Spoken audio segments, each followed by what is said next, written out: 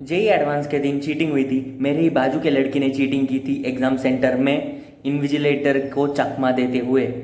जी, मैं बात कर रहा हूँ 2023 की, जब मैंने मेरा जेई एडवांस का फर्स्ट अटैम्प्ट दिया था। मेरे लेफ़्ट साइड में जो लड़की बैठी थी उसने की थी चीटिंग। उसने 2 घंटे तक, 3 घंटे के पेपर में से 2 घंटे तक कुछ भी नहीं किया। वो इधर उधर देख के अपना टाइम पास कर रही थी। इनफैक्ट उसकी जो स्क्रिबल पैड था उस पर उसने मेहंदी निकाली थी।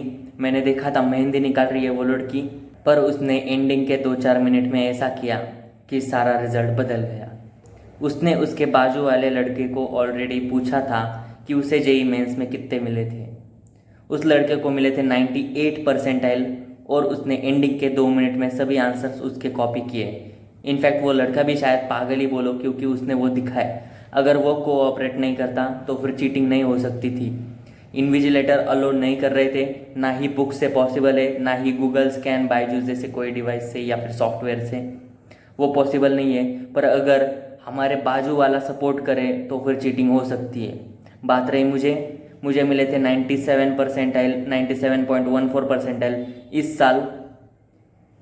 पर अभी पता नहीं क्या होगा, क्योंकि ऐसे केसेस होते ही रहते हैं। सिर्फ ये मेरे सेंटर की बात नहीं, हर एक सेंटर में ऐसे कोई ना कोई बच्चा रहता ही है जो इन्विजिलेटर को चकमा देते हुए चीटिंग करेगा ही। एक और चीज़, ये ट्राई बिल्कुल भी मत करना जो भी नए एस्पिरेंट है, क्योंकि अगर पकड़े गए तो डायरेक्टली रस्टिकेट है। सभी एग्ज़ाम से तुम्हें डिस्क्वालीफाई किया जाएगा। जेई एडवांस क्रैक करने के लिए सिर्फ एक ही चीज़ है, स्मार्ट वर्क करो, अच्छे से करो, हो जाता है। अगर फालतू में तुम एग्ज़ाम के एक दिन पहले ऐसे कोई जुगाड़ ट्राई करोगे तो फिर बहुत गलत हो सकता है। बात रही उस लड़की की, बाद में मैंने उसको देखा इंस्टा पे, वो आईआईटीएन नहीं बनी। रीज़न उसके बाजू वाला था, वो नहीं बना।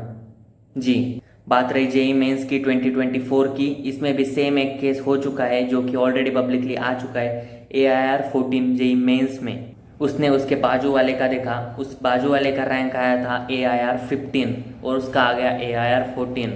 सभी के सभी आंसर्स कॉपी हुए थे और एज क्राइटेरिया की वजह से इसका ही आ गया और उस बेचारे का चला गया।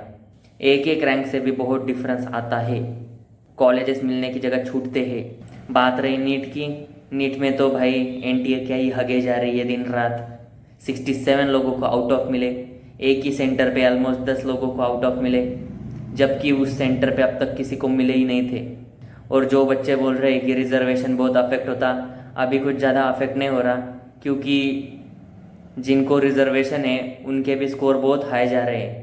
शायद 10 लोगों को नीट में आउट ऑफ मिल गए जो कि SC से थे।